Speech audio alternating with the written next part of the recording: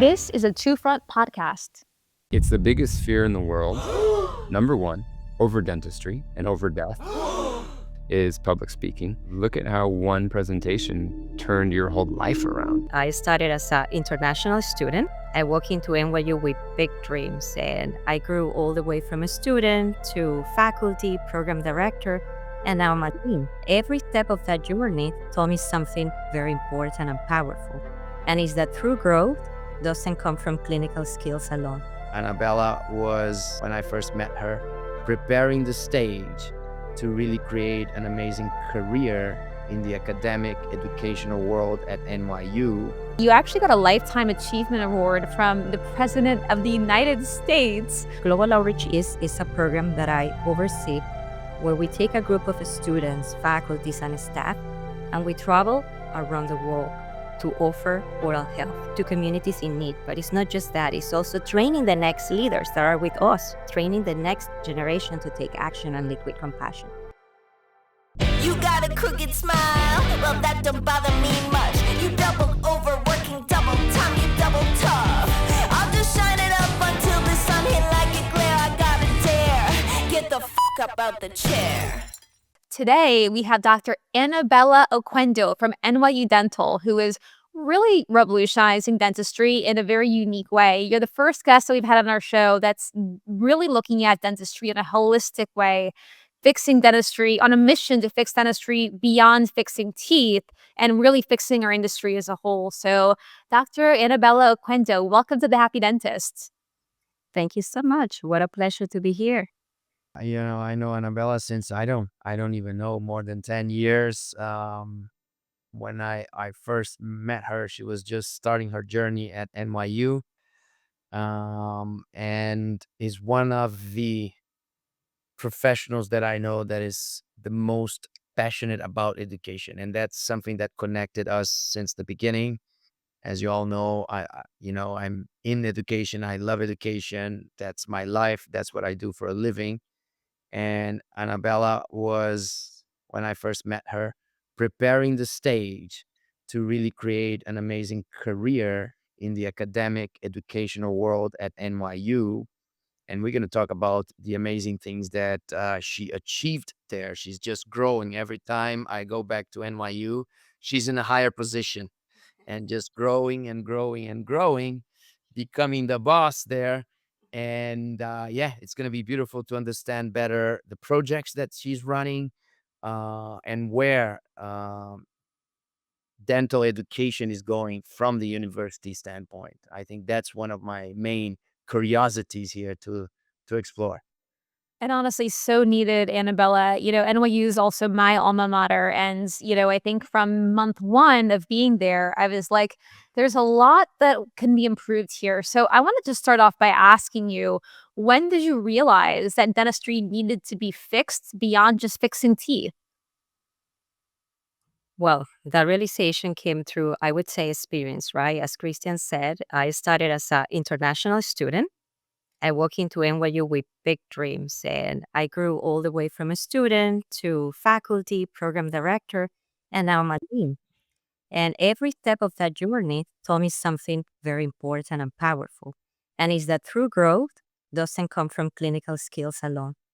It comes from becoming a well-rounded individual. And that was crucial because it makes me realize that we need to develop not just the hard skills, that we're pretty good at it, right?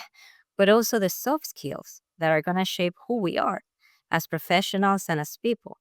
And that's what really drives me as an educator, and it's getting away from that reactive model, always a clinical approach, into something a little bit more holistic, shaping these individuals that are resilient, that are amazing leaders, effective communicators. They can see beyond the mouth and they are able to connect all the dots, and they understand business. That's also very important. And that's exactly what I do every day here, trying to implement all these, ideas. And again, it's about the hard skills, but also the soft skills. So we shape these well-rounded individuals. You definitely have amazing soft skills. You dealt with so many big egos, tough people. The academic environment is not friendly whatsoever. Unfortunately, even worse for women, and we always talk about this, that we need much more amazing, powerful women at the top in these environments.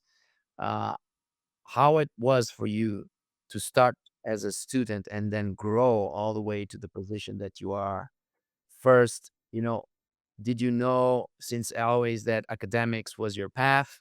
Did it happen by chance? Was it NYU that you found this passion for education and academics? How did it start and how did you grow in this journey? No, that's a good question.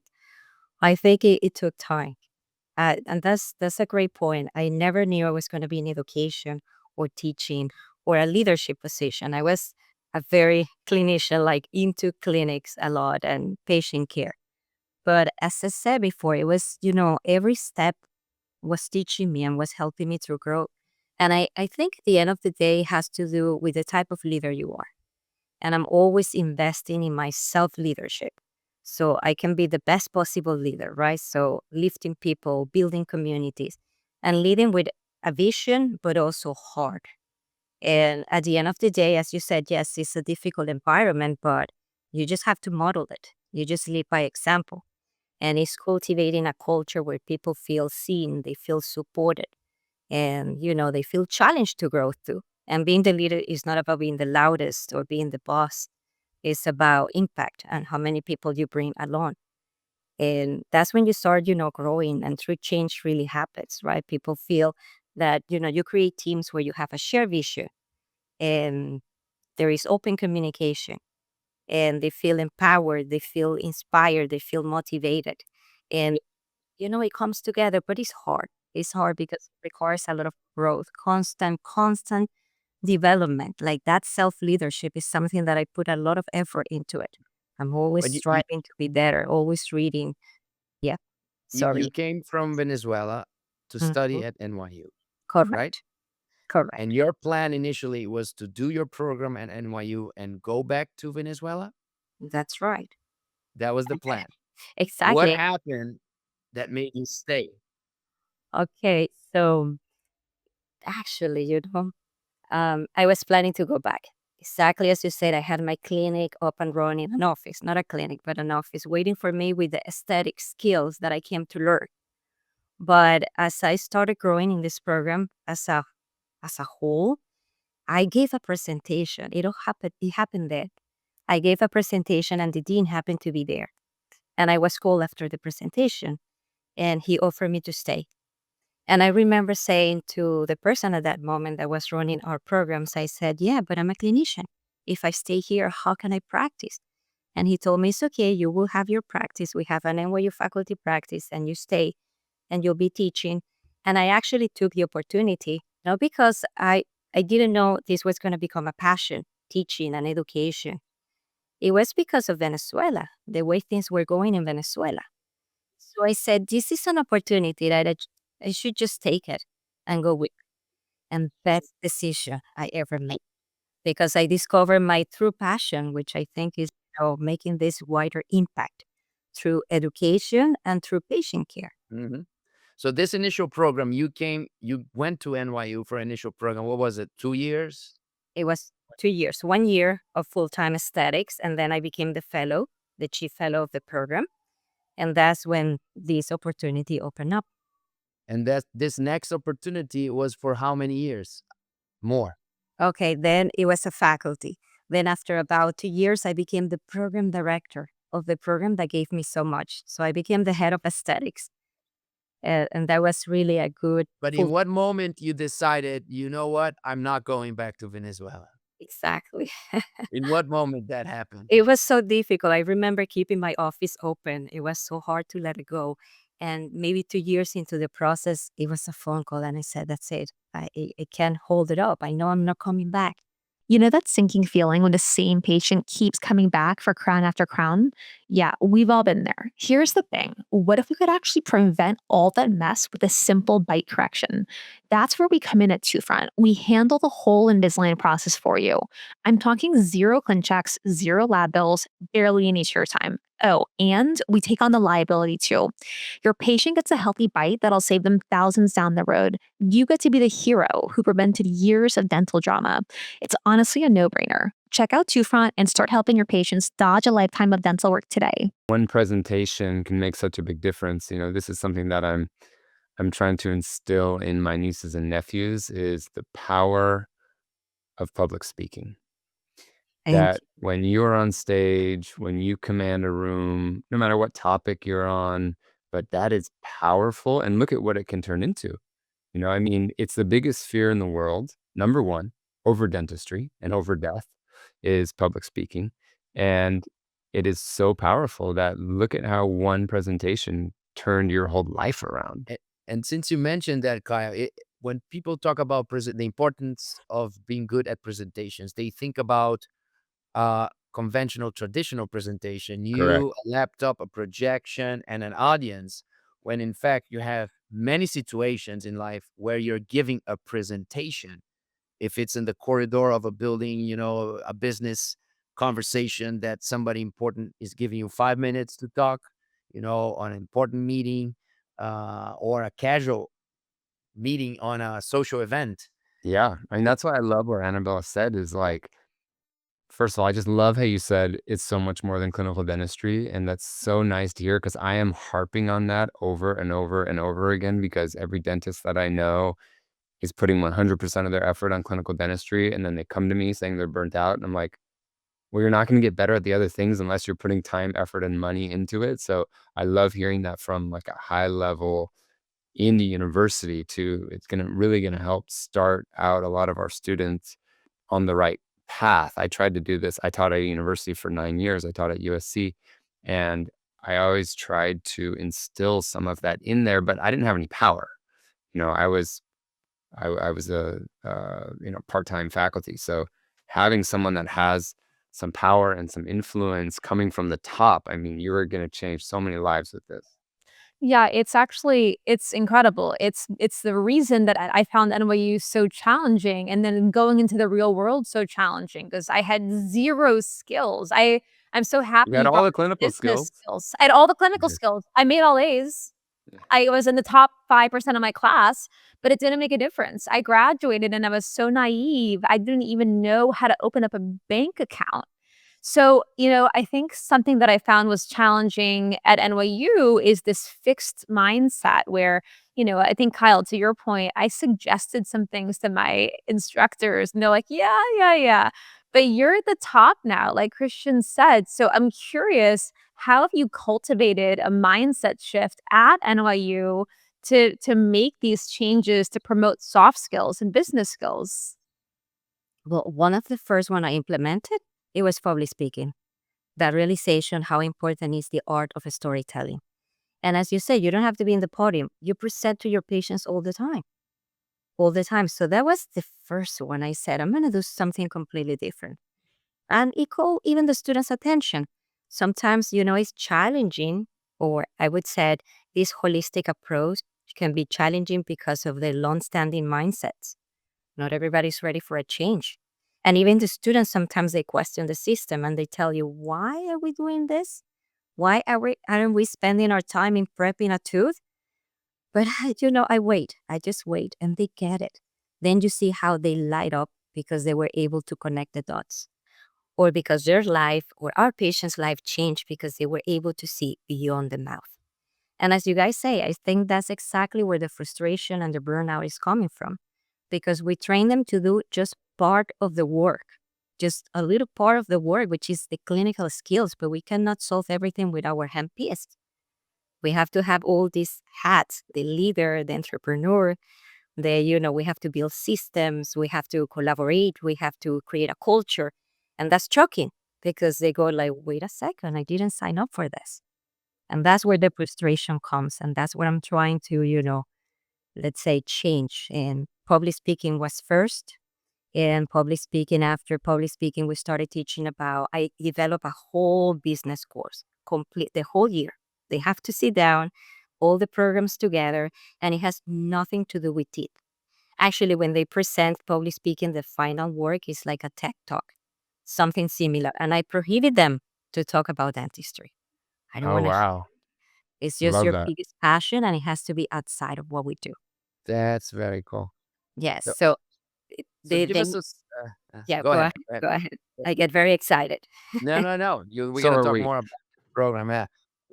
Give us a summary of all the projects that you were involved at NYU. Since the beginning. You said you started with the aesthetic program. What were the programs and projects that you were part of? Okay. So I started with the aesthetic program. And after that, I was the director, right? First as a faculty, then a director of the program, and I started implementing all these changes, but it was very small. It was just a static program, getting this type of, input. And then I became a dean, and part of my responsibilities as a dean was to oversee all the clinical fellowships.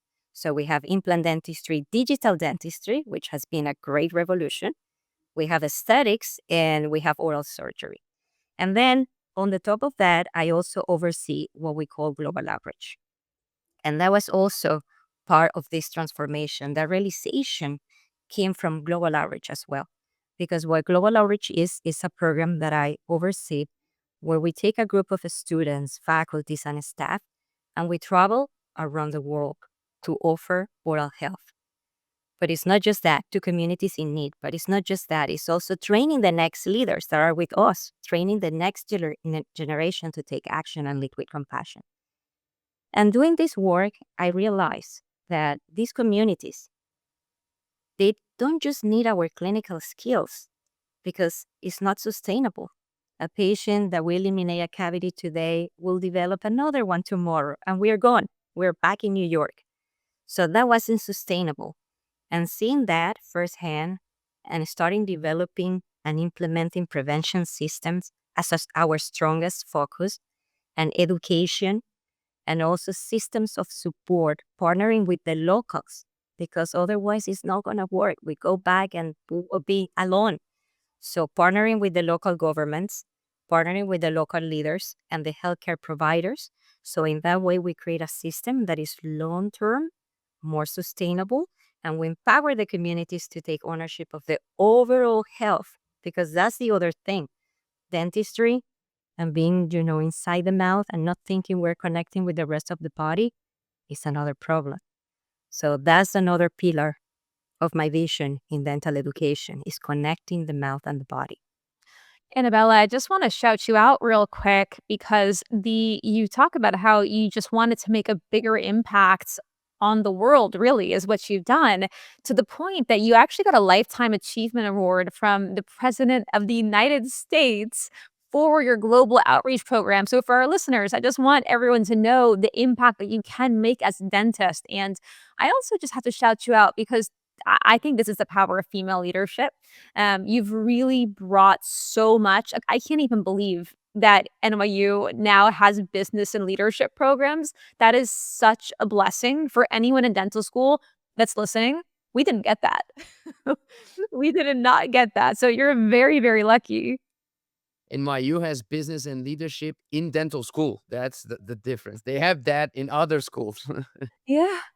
Yeah, it's absolutely incredible. And I just want to kind of stop for a second and reflect. You're talking about two pivotal things that you've done, which is bring public speaking and leadership not only to NYU, but also to the world through your global outreach program. And I think this is something that Christian Kyle, we talk about in almost every episode indirectly, right? But this is the first time that we've really directly talked about these two things as skills that, the whole tagline of our podcast is helping dentists get the F out of the chair. And so these are two things that I think are so important for our listeners to take away and realize and recognize that this can help you live a happier, more fulfilled, less burnt out life. The, Annabella, I think that we know the importance of these soft skills. I think that even the definition or the title, call it soft skills, is undermining the importance of the skills. It should be called the top priority skills, not soft skills. uh, uh, you know, we know the importance of it, but we've been talking, and many people are talking about the importance of these skills for dentists. Do you see students starting to already come with that perception that they know that it's not anymore just about clinical skills? Do you see that? Or for them is still a surprise when they graduate and they try to do something with their profession and they get frustrated? How do you see the younger generation today when it comes to perceiving the importance of all these skills? Well, when they come to the program and they realize we're learning more than teeth, it's shocking. Some of them, I will say a small percentage already understands the importance of that and they embrace it and they are very happy. But others, they are reluctant at the beginning. It takes time for them to connect the dots and to realize how much wider their purpose and the impact is going to be by embracing all of this. But at the end of the day, there is no a single student that graduates that tells you, thank you. What an eye opener. And then the stories of success is what fills me back up. When you hear that they became deans and the leaders and businesses and here and there, and they are always in contact. And they go back to thanking you for those skills more than anything. They don't call you back and they say, thank you for teaching me to prep this beautiful margin. My clients are so happy. You don't get those type of phone calls. It's more like the impact as well-rounded. The leaders, the communicators, that's the ones that they really truly remember and they see, the light up. But still, there's still a lot to do. There's, a lot of resistance. Not everybody's ready for a change. Long-standing mindsets. So it's difficult, but I'm gonna keep rooted in the wider vision. And Yeah, I think that's the like, hardest part, being in education, like I said, was not changing the students' minds because they're pretty easy and malleable, but it's changing the other faculty minds. I mean, even when I was teaching with Pascal Magnier and we were teaching biomimetic dentistry, we still had dentists that were there for 10 years that were, we were teaching biomedical dentistry for 10, 15 years. And they were like, why are we teaching this? This stuff doesn't work. We just need to do crowns on everything. And so changing on the clinical aspect is hard, but I can't even imagine what it's like changing on the non-clinical aspect. You must get so much pushback from all of the, let's say, more seasoned dentists that are teaching as well. well, we are very lucky here in NYU because the mentality is spread all around. We even have an institute here for leadership for undergrad students. I'm at the level more of PG students. These are dentists already, the ones that come to my program. But the people in undergrad is already working on it very hard. So thanks God it's not just me, it's the school embracing these important changes.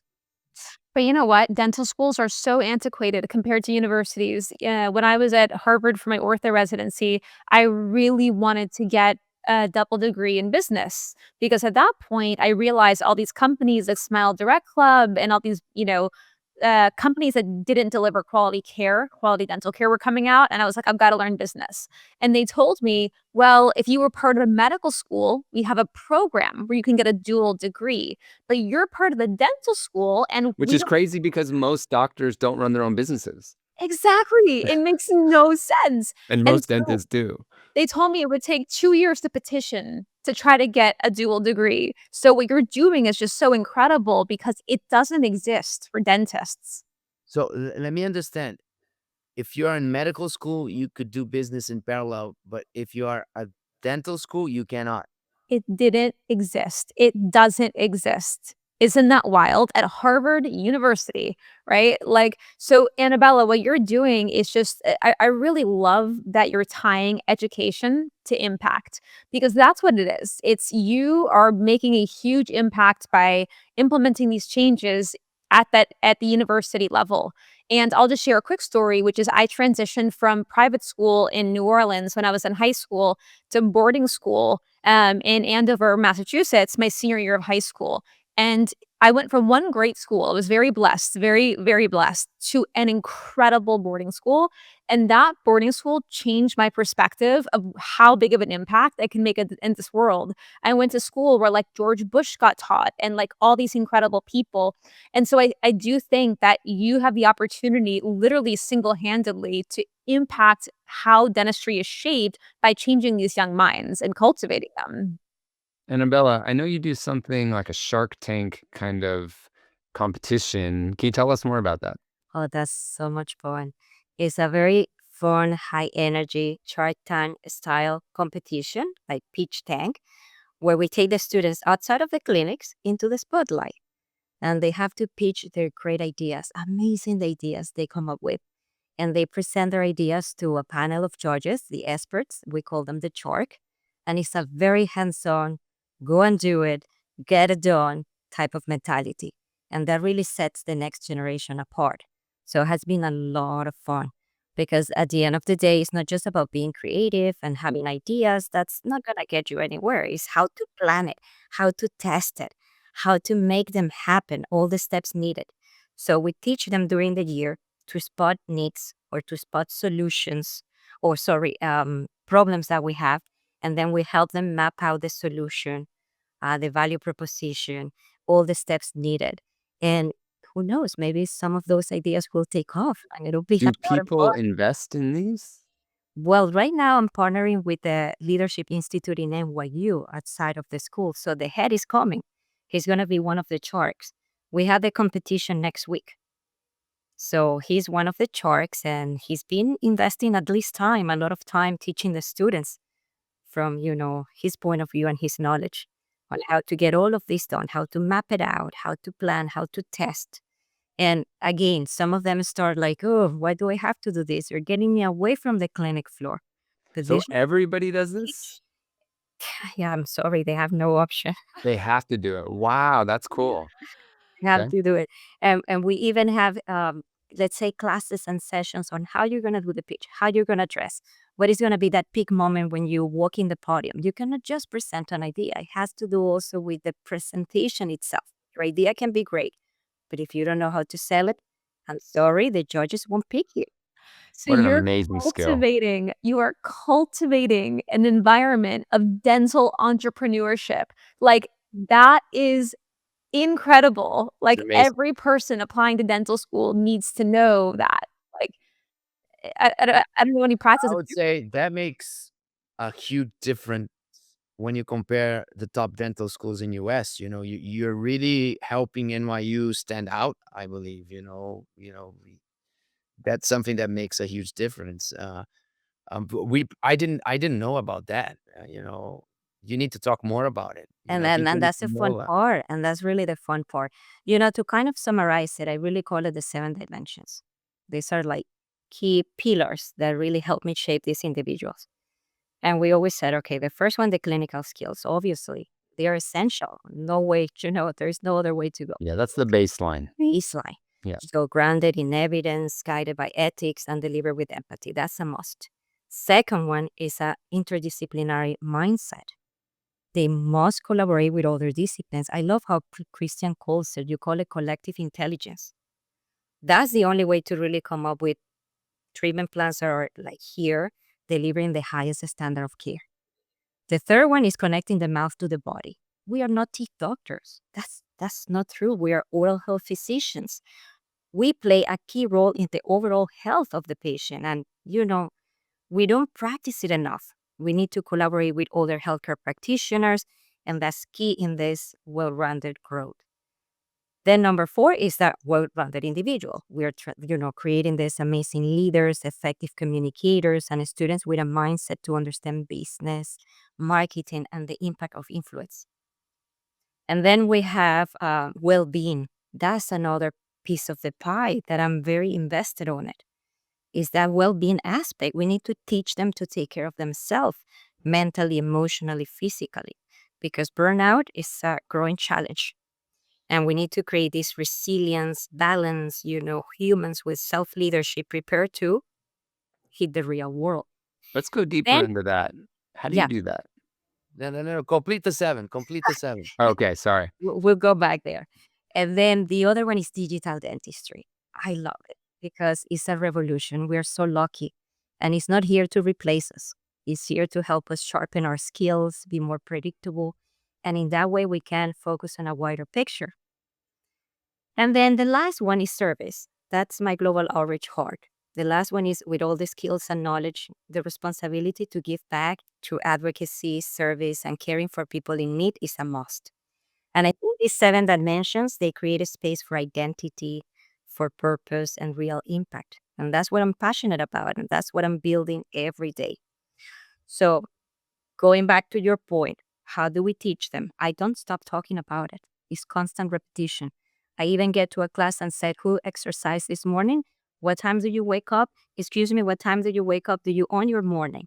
And nutrition, what do you eat?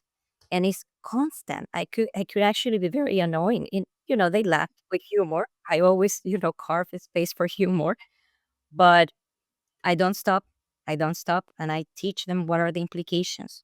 You think right now you have all the resistance, you're young, but it will accumulate. Your greatest wealth is health, and you need to protect it. And it's mentally, it's physically, it's emotionally. So I even talk to them about mindfulness, high performance habits. I'm a freak of high performance habits because at the end of the day, you have to be very conscious about how you spend your time because it's not easy. It sounds easy, but we know it's not easy to build all these habits and be intentional about everything and anything you do. So I'm always talking to them, talking before a lecture. We could be talking about porcelain and veneers, but I start by asking everybody, what time do you wake up today? What time did you go to bed? What did you eat this morning? Did you exercise? Did you meditate? So you know what is the definition of what you do? Being a real teacher. Yes. Christian, oh my God. I'm literally sitting here and I'm like, this is what every human being needs. We all learn once we've been kicked and like we're on the ground and we learn out of desperation and we pick up the books and we listen to podcasts and we're like, why aren't things working? And that's why we're here. But you're doing it at the university level. You're teaching people how to live. Like there's a study now, or there's a law in Canada that you can't prescribe an SSRI until you're eating healthy and you have a good sleep regimen. And that's what you're teaching people fundamentally. But yeah, but being a real teacher is for very few. You have instructors in life, you have people that explain you stuff, right? But being a real teacher, example, mentor for life, the lucky ones are the ones that can meet one or two during a lifetime. So lucky the students that are having you, Annabella. Thank you. And I was lucky to have great mentors. So it's also a way to give back. And the opportunities that I had, the mentors that helped me shape who I am today. Actually, you had one of them as a guest not long ago, Jonathan Levine. He's one of my mentors. He's very into all of this and he kind of, bring me on in the journey and taught me so much. And I remember looking at him in the lectures as a student 16 years ago. And I say, how does he do it? I want to speak like him. I want to speak like him. I cultivate an audience just the way he does it. And I went and asked him questions. And he saw that interest and then, he feed it up. So great mentors in life are important. That's true. And it's a way to give back because I was fortunate to have my great mentors here in NYU. Most people are lucky enough to have teachers, and most people are not lucky enough, the way that I see it, to get great mentors because it takes so much proactivity and it takes a lot of courage. And so I think the fact that you are able to influence hundreds of people a year is just so incredible that everyone has access to you. I'm curious for our listeners, anyone who doesn't have the privilege of going to NYU, if there's a way, do you provide mentorship? Like, can someone reach out to you?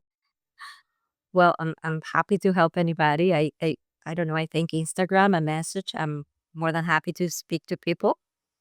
But yes, yeah, happy to do so. Or study hard and get into NYU. Anabella, I'm interested in how, because I have an AI background, how you guys are utilizing artificial intelligence in your education, Hmm. I, especially because of the digital dentistry. I could use your help with that. I think I think AI, it will revolutionize our preventive approach, I guess, because of that early detection before the human might even realize radiographs, scans, salivary testing, or biomarks. And that's when we're going to start really stopping the fixing mentality, but more how do I detect it earlier and how do I prevent it from happening then? And that's going to be a huge shift. We have more digital dentistry, right? Typical toys, scanning, and all of that. But I would love to hear your thoughts and get your help with AI. Yeah, sure. Happy to help. It's a revolution. Yeah. I think, one of the biggest problems that we've seen with universities is that a lot of them are on legacy software programs that don't have any innovation. Like, are you guys on Axiom? Yes, that's what Yeah. we use. Most universities, I think it's like 80% of the universities in North America are on Axiom, and Axiom just won't innovate anything. It's just like a dead software. It won't do anything. So that's been challenging, I know, for a lot of AI companies to try to integrate into the system. And so, yeah, that's one challenge that a lot of universities have. The ones that don't use it can actually do a lot of really cool stuff. Like at UCLA, we have it implemented in their radiology program, and it's been really cool. Their students are learning with AI together. I mean, they're starting their radiology training with artificial intelligence, and we've already shown that they're learning faster. They're getting better. And it's not that they're relying on the AI, but they're actually improving. And so I think that's a big future with education. Isn't it wild that not everyone has that? Like I get orthodontists reaching out to me all the time, asking a orthodontist in residency, asking me about aligner treatment planning. And I just think it's a travesty that people go through 3 years of ortho residency just learning braces, not learning aligners, which brings me to my next question for you, Annabella, which is you're making such an impact at NYU on these dental students. First of all, do we know how many dental schools are there in the country? And I'm curious, is there a world where you bring your program to these other dental schools? I don't know how many schools. I know plenty. That's for sure. And a way to collaborate is sometimes when you get in the podium, right? You get invited to different conference, different schools to go and give a talk, and that's a good opportunity. But we don't have an official system of collaboration, let's say, to share these ideas. Which is so surprising. You would think we need a mastermind of all the dental schools getting together and say, what's working for you? What's working for you? How are you getting the best students? What are your best students going back and saying that they enjoyed the most? What are the biggest mistakes we're having? It's like everybody's in competition. We're not working as a profession together. And I get it because people forget that most dental schools are just businesses, and it is a competition. I get that there is a competition with it, right? You don't want to share all your secret sauce so that your competitors have everything, but you'd think like for the betterment of all of the dental professionals coming out of these universities that we could have some kind of mastermind with the real teachers, right? The people that really care. Yeah, better Or practice. it Yeah. sounds like an opportunity for one of your students, Annabella, at your Shark Tank to actually solve this problem and cultivate that Elon, open API, open source abundance mentality where it's like, "Hey, we're all in this together. Like, we theoretically are competition, but let's work together to elevate our profession and, let evolution determine who wins." There's 72 dental schools, by the way. I just looked it up. Oh, good. 72. In the US. In the US. Sounds like not that challenging of an opportunity to bring together 72 directors. Out of those schools, let's say every 10 students that graduate, one comes from NYU. Imagine the power that we have to make an impact. Yeah, because you have what, over 300 people at the dental school? Over 300 students? And 10% of the people that graduates come from NYU. Mhm. Hmm. At 300 per year. And 72 No, total. schools. How many students per year? Undergrad, yes. It's about a class of 400, 300 something per year. Yeah, that's including international students, right? Yeah, so it's a lot of students, yeah. Wow. A lot of impact that we can, we have a Yeah. great opportunity. Now, on the Shark Tank thing, can you share some of the top interesting or funny ideas that students Yeah. suggested? It'll be revealing a secret. It's gonna happen next week, but okay. Oh, the first one is gonna happen. Never happened before. Yes, yeah, we built Oh, during the whole year. This is one of the newest initiatives. okay. So, That's the first one. but we're gonna film it and we're gonna post it. But Okay. Okay. oh, I'm they are curious great now. ideas. They are great ideas. There is one. Okay, I'll tell you one. This won't come out until afterwards, so you should be okay. Okay, I should be far. Well, some of them are focusing on products that we need in the clinic. So, as aesthetics, the people in the aesthetic dentistry program, they realize that preparing the inner surface of the veneer is very challenging. So, they develop this, sophisticated little machine that will do all the processing. You program the machine to say, I'm going to do Emacs. So, the etching process is X amount of seconds and all of that. That's pretty cool and pretty neat. Others, instead of using loops, they want to use the same technology as the Apple glasses, Mm-hmm. and also they want to develop a software that will be very useful for teaching patients in a very three-dimensional way. Um, another one. What is another one? Oh, another one. They are designing like a call center for people that has emergencies overnight or maybe the weekends, so it's a subscription type of thing that they can partner up with dentists, so they answer the phone calls for simple emergencies and many more that I don't Nice. remember that. Yeah, but nice ideas. Good idea. Good Yes. idea. Yeah, nice ideas.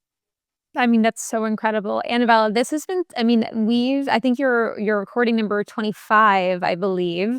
And these are some of the ideas that we've been talking about, not at the university level. So it's so incredible to hear that you're bringing this to students where they need it most and they have the most opportunity to prevent so many of the problems down the line. So thank you so much for coming onto our show and sharing everything that you're doing. For anyone who would like to reach out to you and seek some mentorship or has some questions about NYU, where can they find you? Well, I think the channel I use the most is Instagram, and it's Anabella with double LOP, and also NYU, all our pages. They can showcase everything that we're doing. We're trying to post as much as we can so that we show exactly what's happening in here, how much fun we're having, empowering them to step into the spotlight and have a lot of fun in the process. So we're happy, reach out anything. I'm happy to answer any question. Or as you said, any advice, I'll be more than happy to do so. I hope you guys can visit me soon. I know Christian is going to be coming quite often now, I hope. but I'm happy to welcome both of you also to come. Thank you very much. Thank you. I will definitely take you up on that next time I'm in New York. Please reach out. Has been really a pleasure. Thank you for inviting me. Thank you, Annabella. Congratulations, Anabella. Thank you.